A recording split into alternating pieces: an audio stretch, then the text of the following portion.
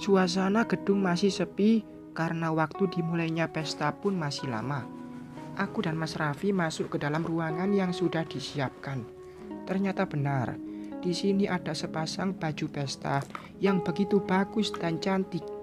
Sebuah gaun berwarna biru langit dengan bagian bawah yang lebar dan berkilau. Lengkap juga dengan jilbab dan mahkota kecil yang bertengger pada kepala patung. Aku tersenyum sendiri, membayangkan betapa akan cantiknya aku saat memakai gaun mahal ini. Suka sama gaunnya, Ra. Fokusku teralihkan pada wanita cantik yang baru saja datang. Tentu, Mah, sangat suka. Terima kasih ya untuk semua kebaikan Mama sama aku, ucapku seraya menyuguhkan senyum termanis. Wanita yang masih segar di usia 60 tahun itu mengusap pipiku dengan lembut. Kemudian ia menarik tubuhku untuk dipeluknya. Mama yang berterima kasih sama kamu, sayang. Terima kasih sudah menerima Raffi. Kamu tahu dia spesial, tapi kamu masih mau menerima dia meskipun awalnya dia mengaku sebagai orang biasa. Supir taksi katanya. Aku dan Mama tertawa saat mengingat awal perkenalan kami. Mas Raffi memang mengaku hanya sebagai supir taksi online waktu itu. Meskipun Mama tidak mengatakannya langsung pada semua orang, tapi semua orang pun paham. Sedari dia kecil, perhatian Mama tercurah lebih besar padanya. Keistimewaan yang dia miliki mengharuskan Mama jadi perisai terdepan dalam menumbuhkan rasa percaya dirinya. Tangan Mama menyusuri setiap manik-manik dalam gaun yang membalut tubuh patung. Aku mengerti perasaan Mama, meskipun aku tidak mengalami apa yang Mama alami. Tapi setidaknya aku paham bagaimana sulitnya ia dalam meyakinkan anaknya sewaktu kecil. Kalau manggis itu tidak sehitam kulitnya. Waktu sudah semakin sore. Aku diajak Mama untuk makan bersama. Seluruh anak dan menantu Mama dan Papa berkumpul dalam satu meja, menikmati makan malam yang belum waktunya. Masih pukul 5 sore.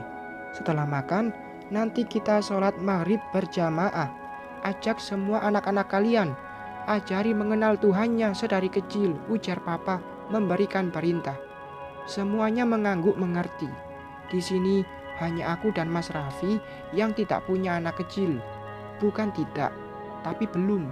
Pasalnya, aku dan dia pun belum melakukan apa-apa. Menyedihkan. Nanti kamu bisa tunggu di sini kalau kita lagi sholat.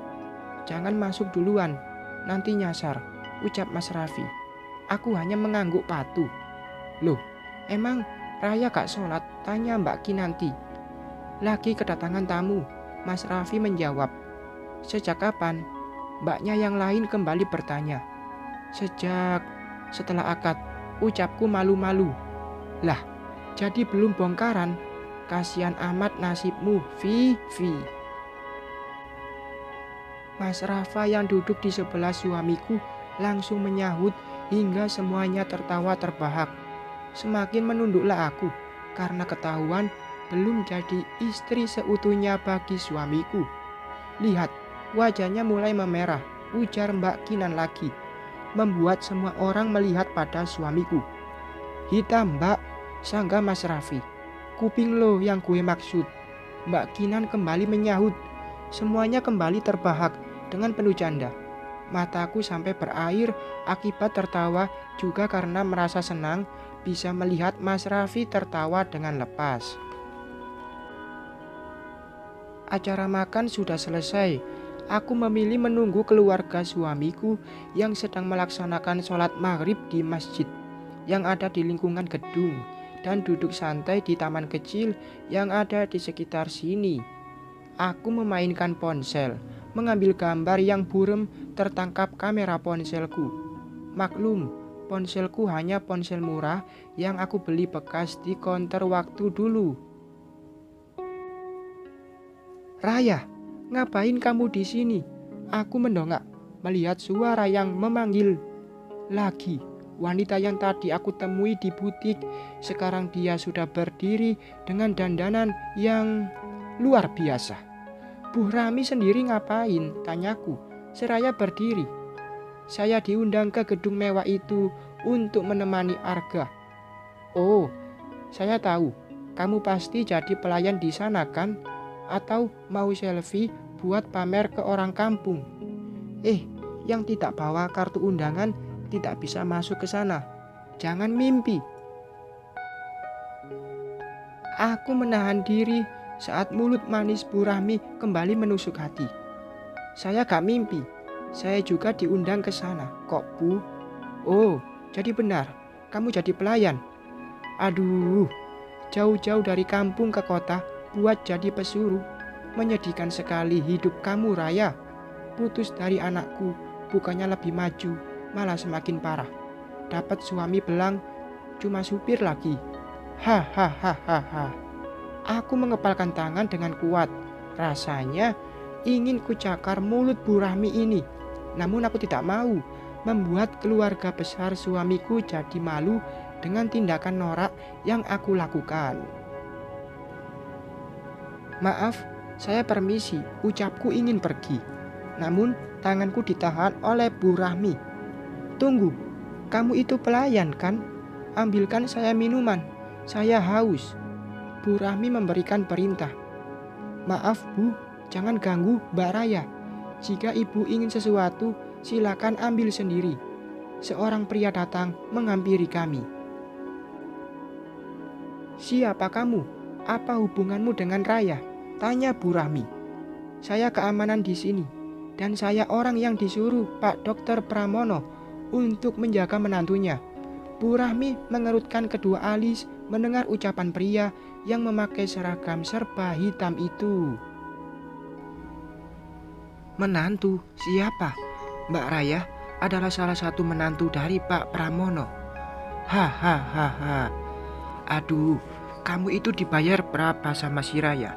Sampai mau-maunya mengakui dia sebagai menantu Dokter Pramono.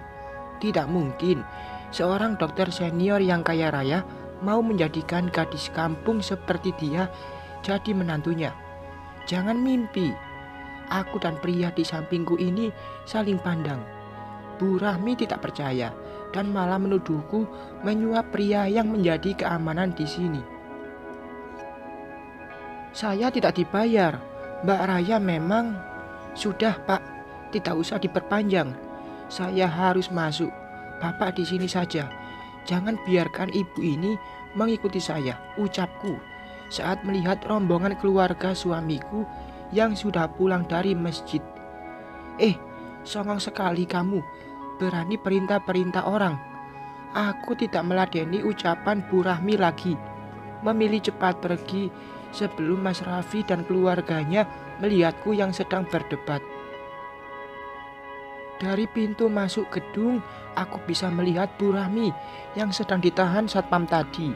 Sepertinya dia ingin menghampiri Papa yang tengah berjalan ke arahku. Menyebalkan. Dia berhasil menahan Papa dan keluarga suamiku.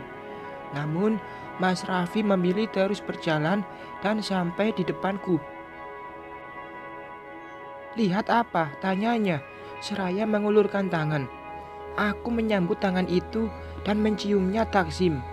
Itu, aku menunjuk ke arah Papa yang sedang berbicara dengan Bu Rahmi.